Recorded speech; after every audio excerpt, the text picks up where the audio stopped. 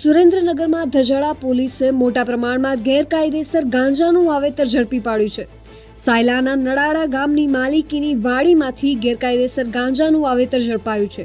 નડાડા ગામના વિપુલ ધીરુભાઈ શેખે પોતાના ખેતરમાં ગાંજાનું ગેરકાયદેસર વાવેતર કર્યું હતું.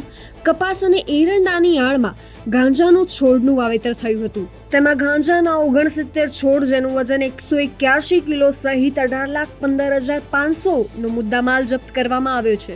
ઝડપાયેલા આરોપી વિપુલે વાવેતર માટે ગાંજાના બીજ આજથી 4 મહિના પહેલા ગામની સીમમાં આવેલ મંદિરે આવેલા સાધુ ગાંજાની ચલમ પીતા હતા અને તેના બીજ નીચે નાખી દેતા તે વીણીને ભેગા કરીને વાવેતર કર્યું હોવાનું કબૂલ કર્યું છે.